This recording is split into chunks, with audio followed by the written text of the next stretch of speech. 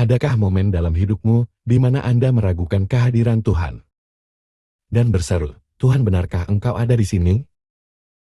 Ini adalah pertanyaan renungan kita untuk hari ini. Holy Spirit, make my heart open to the Word of God. Make my heart open to goodness. Make my heart open to the beauty of God every day. Amen.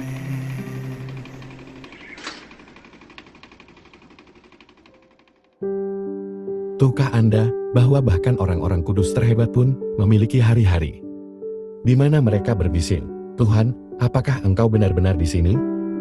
Mereka bukan menjadi orang kudus karena mereka selalu merasa baik. Mereka menjadi orang kudus karena mereka terus mempercayainya, bahkan ketika mereka tidak bisa merasakannya sama sekali.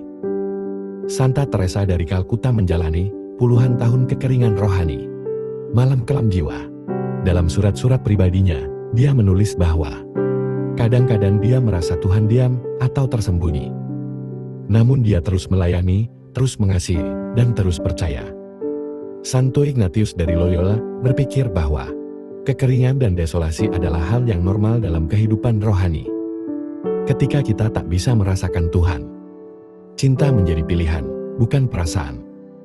Santo Padre Pio, di balik mukjizat dan penglihatannya, pernah mengalami bertahan selama musim-musim kegelapan batin yang panjang dan cobaan yang menyakitkan. Ketika kita menghadapi keraguan, kekeringan, atau kesunyian, kita berdiri ditemani orang-orang kudus. Katekismus mengajarkan bahwa iman sering berjalan dalam kegelapan. Orang percaya harus mempercayai Tuhan, melebihi apa yang mereka rasakan atau pahami. Kekeringan adalah bagian dari pertumbuhan rohani yang nyata. Ketika penghiburan menghilang, Tuhan mengajak kita pada iman yang murni. Kekudusan menjadi semakin dalam melalui cobaan. Seperti Abraham, kita tumbuh dengan mempercayai Tuhan di tengah ketidakpastian. Percayalah pada Yesus bahkan ketika engkau sama sekali tak bisa merasakannya. Dalam Injil hari ini, Yesus menemui kita tepat di mana kita berada, bahkan dalam keraguan kita. Ia dengan lembut mengajak kita untuk mempercayainya. Bukan hanya ketika semuanya jelas, tapi terutama ketika kita tak yakin. Yohanes Pembaptis, nabi pemberani yang mempersiapkan jalan bagi Mesias, mendapati dirinya berada di penjara gelap sambil bertanya-tanya Tuhan. Tuhan, benarkah Engkau orangnya? Pertanyaan-pertanyaan nyata membuat marah Yesus. Sebaliknya mereka mengungkapkan kebenaran yang perlu didengar kita. Keraguan bukanlah kegagalan iman.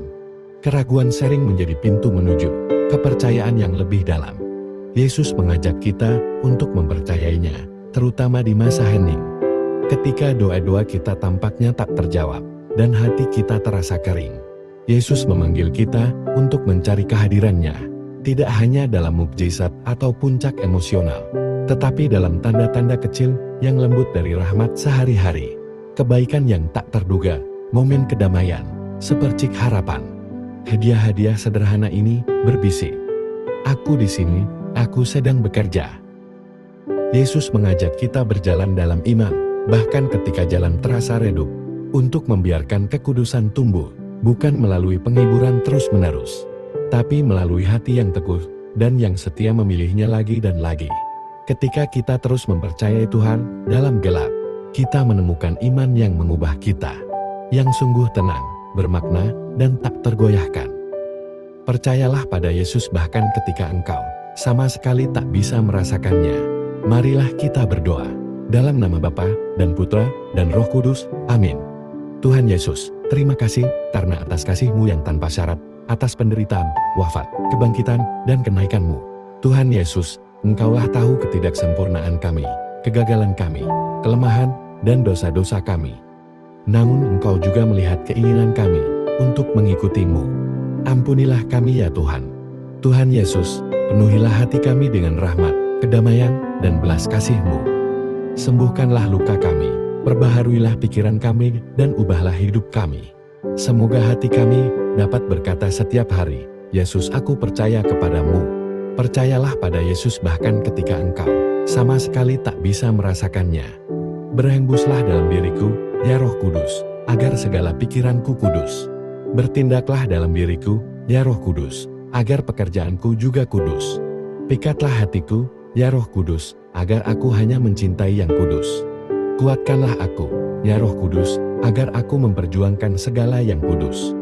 Jagalah aku, ya Roh Kudus, agar aku selalu kudus. Amin. Percayalah pada Yesus bahkan ketika engkau sama sekali tak bisa merasakannya. Dalam nama Bapa dan Putra dan Roh Kudus. Amin. Tuhan memberkati keluarga Anda. Tuhan memberkati iman Katolik kita dan Couples for Christ.